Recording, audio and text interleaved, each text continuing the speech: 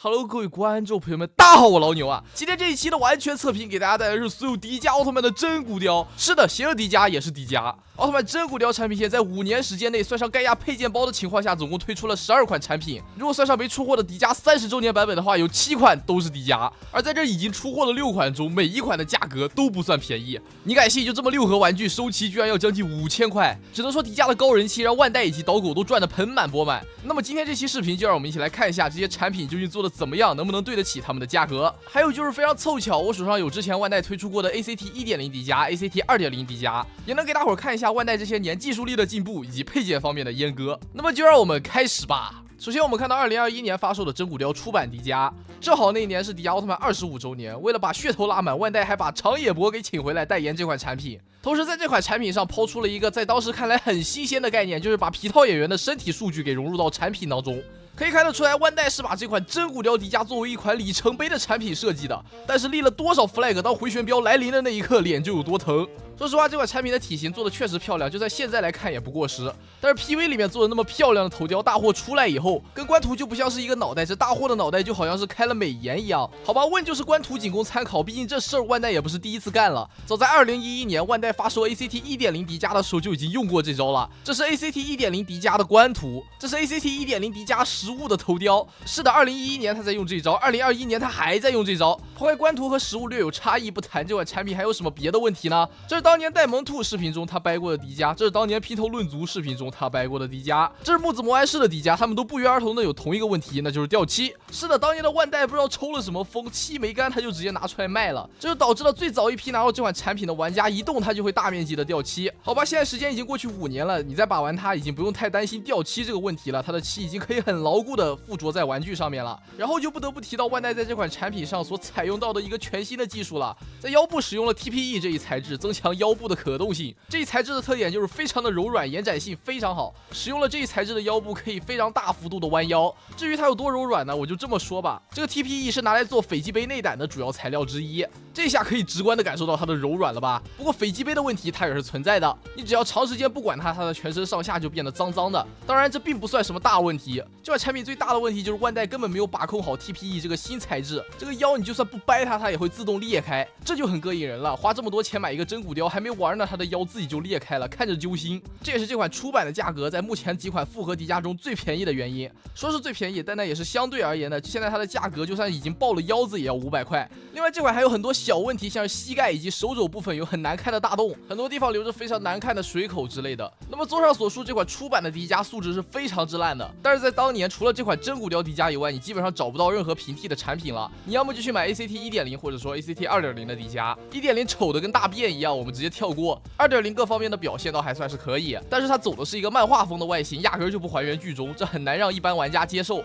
所以兜了一圈，当年玩家真正能选择的就只有这个真骨雕迪迦了。不过万代也知道这款产品的问题实在是不少，在后续的再版中也是一点点修复，比如说22年5月份的再版就把漆面变得更牢固了，不会轻易的掉漆了。不过总的来说还是换汤不换药。直到2023年11月的再版，也就是大家所俗称的11月再版，才算是彻底解决了它的烂腰子问题。但这玩意儿的价格真的是高的夸张啊！在万代宣布要推出30周年版本的真骨雕迪迦之前，这玩意儿最高是上过1000块，现在的价格也是稳定在800左右。配色方面呢，我手上这只出版的会有一定程度的氧化，而11月再版的颜色方面会鲜艳很多。出版身上银色的部分已经开始发灰了，看起来脏脏的，而再版就没有这个问题。这款11月版本的特点就是把身上的材质都改得硬了很多，不用再担心爆腰子了。但是因为材质变异的缘故，它的可动性也变得非常差，整个腰部可以说是几乎掰不动它，真的是非常烂的一个可动性。而且膝盖和手的孔位还是没有填。同时这个11月版本把裤衩的材质也变硬了，这就导致了它的大腿根部会被裤衩给磨得掉漆，而出版就没有这个问题。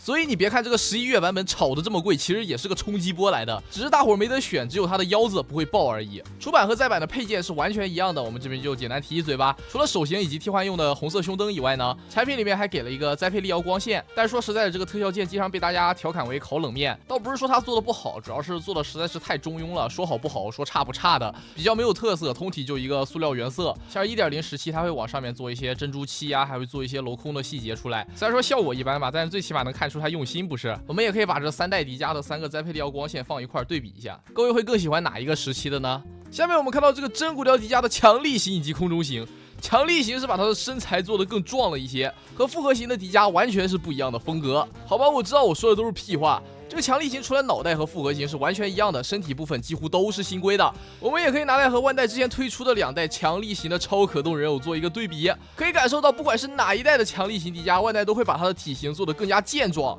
但唯独就是这款真骨雕的强力迪迦，因为扫描了皮套演员中村浩二的身体数据，给人一种真正协调的强壮，剩下2个只不过是在元素体上做加法而已。这款强力迪迦也是我更推荐各位购买的迪迦，400左右的价格是目前最便宜的迪迦真骨雕了。我这只除了脑袋部分有点氧化以外，找不到什么太大的问题了。这款腰部的材质不会像 TPE 一样那么容易爆胶，也不会像后面的11月迪迦一样做成实心的软胶那么坚硬。把玩手感方面是1等1的好，特效键在迪迦的真骨雕里面附属的已经算是很多了。迪拉修姆光流蓄力的特效键它给了，我们也可以拿来前2代强力迪迦的同款特效键对比一下。其实我觉得这个特效键真骨雕迪迦做的就稍微有些一般了，可能比较注重于还原度，导致感觉会缺乏一点特色。但是这个迪拉修姆光流的特效键看起来就要好太多了，整体的一个冲击力和爆发感，我觉得做的都是非常棒的。如果你没有概念的话，我可以拿来和前2代的强力型迪迦同款特效键对比一下，怎么样？这款真骨雕的效果是不是好了非常多？不仅大小方面做得更大，锐度方面也做得更高。前2款就跟一个小技能一样，就这款它才像是一个必杀，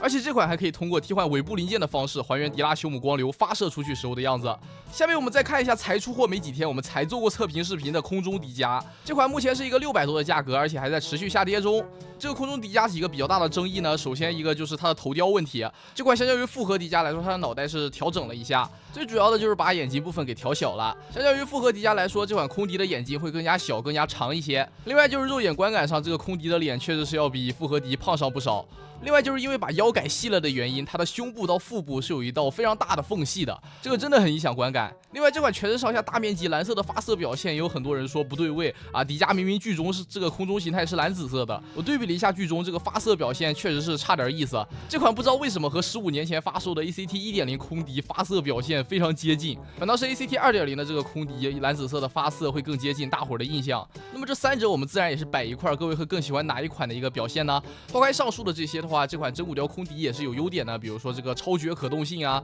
以及全身上下的零件，相较于复合迪迦来说，几乎都做出了新规。以前空中迪迦的玩具都是大规模沿用复合迪迦的模具，甚至有的刻线都没有抹除，纯涂膜换色来的。这回的空中迪迦能做到全身上下几乎都新规，还是让我感到非常意外的。这款产品的配件玩法方面就比较少了，除了手型和胸灯以外，就只有一个兰帕尔特光弹。这个光弹整体给人的感觉还不错，就是颜色做的太浅了。我觉得像前2者一样，颜色再涂稍微深一些会更好看。另外特效键的复杂程度上来说，我觉得这款也没有前2者来的要好。1.0 在后面是加了一个类似于漩涡的感觉， 2.0 会给人一种非常灵活、非常灵动的感觉。真骨雕还是那句话，感觉太常规、太呆板了啊！当然这只是我的个人意见啊。之前的产品会给空迪这个法师类型的角色塞一些冷冻光线啊，以及说掌心的光弹之类的，甚至 1.0 时期初回特点还附属的有白雪号，这回的真骨雕都是没有的，非常可惜。不过倒是给了一个用于还原迷场面创造亚当的这么一个手型。下面我们看到这个邪恶迪迦和这个中村迪迦这2款有很多共同点，我们可以放到一块讲，比如说都是2叔作为皮套演员的，所以说他们的身材都是差不多的，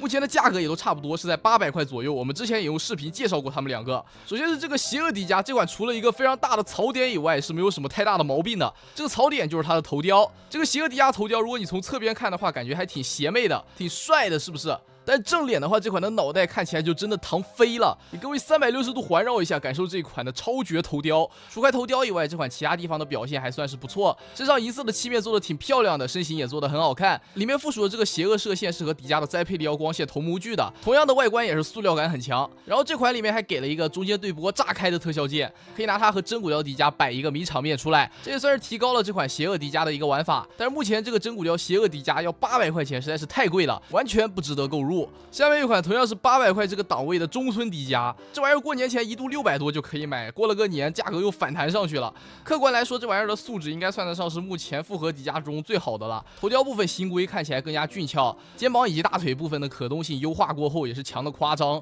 但是出场就把肩膀装反，胸部保留了一个超绝水口，就好像一个定时炸弹，你只要把玩它就必会刮到腹部的漆面。一个成品玩具你买回来还要自己把它拆开打磨水口。总的来说，这款产品的设计是优秀的，但它本可以拥有更好的素质，却被万代这个垃圾的品控给拖累了。但是它的价格并没有因为品控的拉稀而降低。当30周年迪迦宣布的那一刻，导狗们发现这个中村迪迦有着不可替代性，立马开始炒这个中村迪的价格。那你去死吧，少买一个玩具，我能让钱在手里烂掉是不是？下面一个超越 X 在他面前都只是一个平价的大白菜，目前价格要1300块的真骨雕闪耀迪迦。是的，你没有听错，1300块。海景房之间一有差距，一个超越 X 加上一个欧布3重的价格，你能获得一个真骨雕闪耀迪迦。看看2023年会场限定有封套的哦，高不高级？正面是一个闪耀迪迦的例会，你再看看背面呢？这封套背面的设计你能看懂吗？我反正看不懂。好吧，盒子什么的都无所谓，其实玩具好看就可以了。你们就看这个全身闪耀的漆面效果，在玩具表面薄薄喷了一层金光闪闪的漆上去，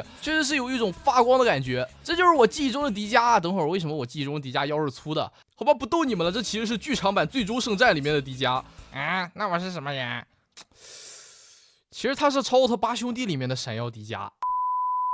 我作为一个老奥迷，甚至不知道他这个闪耀迪迦所还原的到底是哪一个版本，还是说他所还原的只是一个闪耀迪迦的刻板印象。这款产品的腰部和11月迪迦是一样的，非常硬，几乎没什么可动性。膝盖和手肘部分倒是大方的把孔给填了。配件方面捆了一个栽培力瑶光线蓄力的特效件，装在人偶上差不多就是这么一个样子。我们也可以简单的和 ACT 2.0对比一下，然后还有这么一个黄金版本的栽培力瑶光线。OK， 那么这么一款非常平庸的闪耀迪迦真骨雕，绝对可以说是目前迪迦产品线中最不值得买的，没有之一。你不需要买一款毫无亮点又贵的要死的产品来补偿自己的童年。OK 了，那么这期迪迦完全测评就到这里结束了，总共是拍了300多条素材，真的是非常累人啊！希望各位能够一键3连。总的来说，迪迦这条产品线还是有很多产品没有推出的，万代肯定也会抓着迪迦的高人气猛猛出猛猛捞钱，但是目前为止还没有一款真骨雕迪迦做的特别好，普遍获得大伙的认可。只能说希望30周年迪迦万代能够好好对待，不要仗着迪迦的高人气再让大伙玩大便了。下一期测啥，也就是打在评论区以及弹幕上。我老牛，咱们下期视频再见。